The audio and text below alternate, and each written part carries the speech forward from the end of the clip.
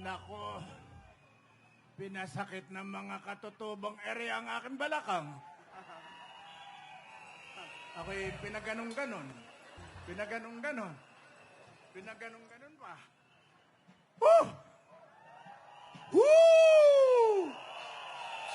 Ang sarap. Yung energy ng mga bata talagang parang sumasalin sa amin. At magandang magagapi na po sa inyong lahat.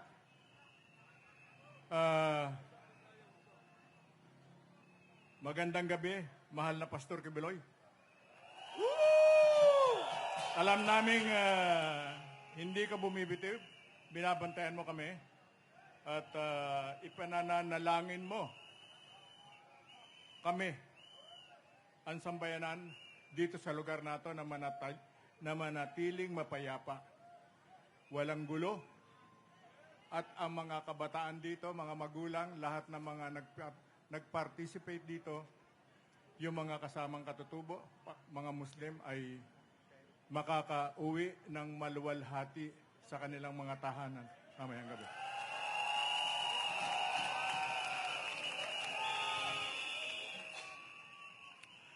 Kanina nakikinig ako kay Miss Maharlika.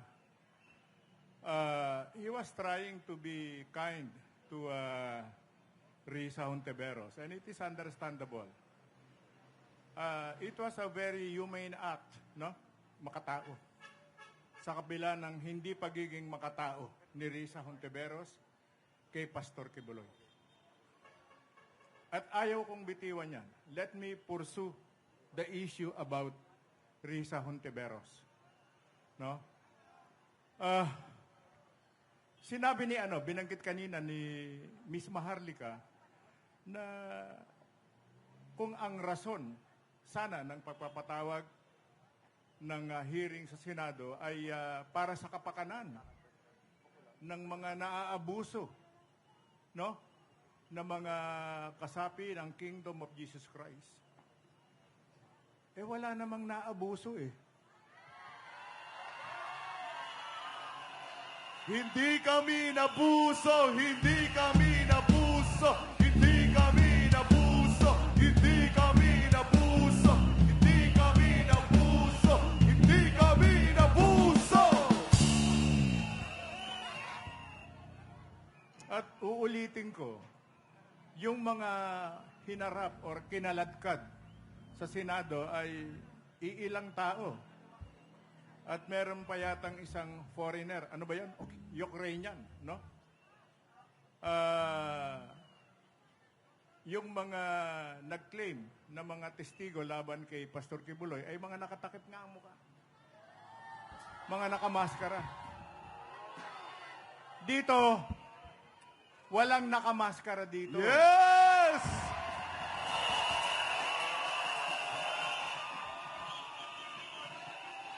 At napanood ko rin, sa YouTube, kahit sa Facebook, nagsasalita, mga active members ng Kingdom of Jesus Christ and inactive. Yung mga inactive, ang galit na galit. Galit na galit sila dun sa ginawang pambababoy, pambabastos kay Pastor Kibuloy sa Senado ni Risa Hontiveros. And they were inactive members. At itong mga hinarap ni Risa Hontiveros na mga nakatakip ang mga muka ay mga sinasabi mga dating membro or mga inactive, no? At hinahamon ang Senado, si Risa Hontiveros, nitong mga nagsasalita against dito sa mga peking testigo. Sabi nila, bakit kami hindi ninyo imbitahin? Bakit yun lamang may sinasabing masama, hindi maganda? Bakit hindi ninyo kami kausapin at pitawag? Yes! At sila naman ay madaling maimbita sapagkat nakaharap sila, nagsasalita sila, wala silang maskara.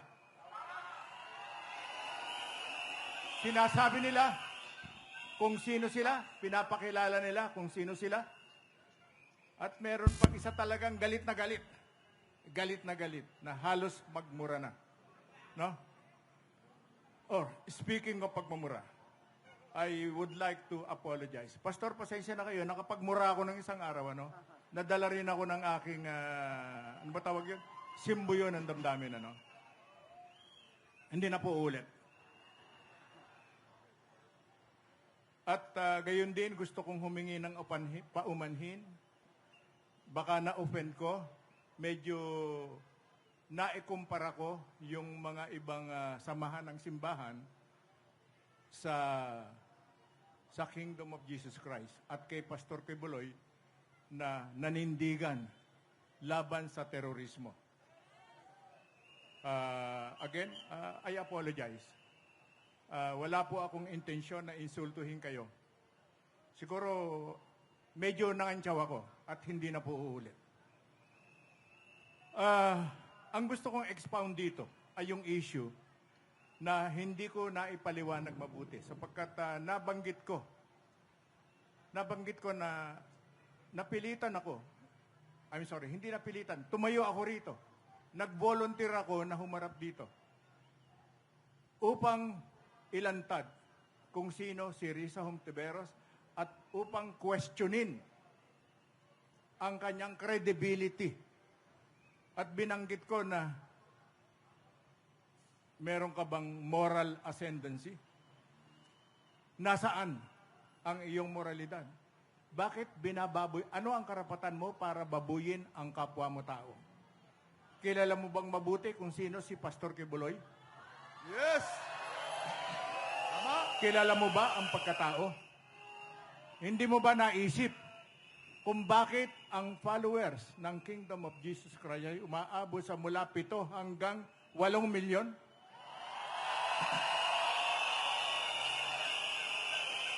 At anong pwede ba yung katangahan? Mura ba yon? Anong katangahan? Anong kabulastugan? Anong kabubuyan? Na nagsasalita ka laban kay Pastor Kibuloy at ang witness mo ay, ilan ba yon? 3, 4? Na mga nakatakip ang muka at gumagamit ng mga alias. Ang gumagamit lamang ng alias ay ang CPP, NPA. CPP, NPA, salot ng bayan! CPP, NPA, salot ng bayan! CPP, NPA, salot ng bayan! CPP, NPA, salot ng bayan! Tama po. Yan ang huwag nating kalilimutan. At ako'y nananawagan kay Risa Hontiveros. Meron pang panahon. Itigil mo na yan. Itigil mo na yang malaking kabalbala na pinagagawa mo. Itigil mo yan. Hindi kita binabalaan, kundi pinapaalalahanan kita. Baka napasubo ka lang. Kung sino man ang kausap mo at gumawa ka ng ganyang pagkilos laban kay Pastor Kibuloy. Nasaan? Ano ginagawa ng 3? Hindi mo kasama itong mga ito, itong 3 kasabwat mo sa Kongreso. Because hindi naman, magkaiba naman kayo, magpapatayin nga kayo eh. Mga reaffirm yan eh. Ideologically, sa larangan ng bakbakan ng communist movement, yung mga 3 nasa Kongreso, sila ang mga kakamping sarado ni Jose Maria Sison. Samantalang itong si Risa Hontiveros ay may sariling grupo ng akbayan. At kung tutuusin, magkalaban sila. Subalit, for political expediency, kung inaakala nila na may pareho silang mapapala, at saka na lang sila magpapatayan, magkakampihan muna sila. At ngayon ay pansamantala silang nagsasama, nagkakampihan upang ibagsak, babuyin si Pastor Kibuloy. Justisya! Justisya! Justisya! Justisya! Justisya! Justisya!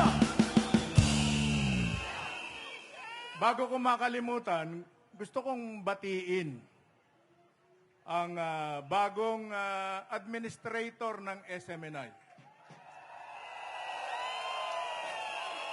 Ang minamahal na dating Pangulo ng Pilipinas, Rodrigo Roa Duterte. Duterte! Duterte! Duterte! Duterte! Duterte! Duterte! Magandang gabi po, sir. Magandang gabi sa inyo at congratulations at welcome dun sa inyong bagong panunungkulan bilang tagapagtanggol, bilang administrator ng SMNI. Ay nako, napakahirap ngayon ng kalagayan ng Kongreso. Paano nila ipatatawag si dating Presidente Rudy Duterte sa Kongreso? Okay. Hindi ko na po ganong pakakahabaan sapagkat meron pa tayong mga ibang imbitado na magsasalita rito. Ang gusto ko lamang humbigyan diin sa gabing ito, huwag nating kalilimutan kung kaya kami sumama sa inyo, sumama kay Pastor Kibuloy dahil sa matinding paninindigan niya na ihinto, gibain, wasakin ang partido, ang Communist Party of the Philippines, ang New People's Army at ang National Democratic Front. Yes! Sa madalit salita, kaya kami nakikipag-isa kay Pastor Kibuloy ay dahil sa matindi niyang paninindigan na magkaroon ng ganap na kapayapaan, katahimikan sa bansang Pilipinas. Kapayapaan! Hindi digmaan! Kapayapaan! Hindi digmaan! Kapayapaan! Hindi digmaan! Kapayapaan! Hindi digmaan! Bago ako magwakas, napakaganda kanina, no? Yung presentation dito sa ating harap, sinamahan natin ng mga katutubo, no? Yang mga katutubo na yan ang dating pinagsasamantalahan ng mga NPA sa kabundukan. Yan ay pinaglalakad, karamihan sa kanila. Kung nabalitaan ninyo, no? Few years ago, merong mga pinaglakad pa dyan mula Mindanao para i-display lamang, para ipakita lang, no? Na sila ay kakampi ng NPA. Subalit, dumating ang panahon na nakarating na sa kanila nung nagkaroon ng NTF-ELCAC na naging napaka-epektibo. Napaka-epektibo. Nakarating sa kanila at nalaman nila. Nung magkaroon ng NTF-ELCAC ay naramdaman nila na mayroong gobyerno. No? At ngayon, na dating ginagamit sila ng mga komunista, sila ngayon ay nandito, sumayaw sa harap natin. Kasama natin. Kasama natin. Kasama natin sila. Mabuhay kayo. Mabuhay ang ating mga kapatid na katutubo! Mabuhay ang mga kapatid natin na katutubo! Magandang gabi po at maraming salamat sa inyong lahat.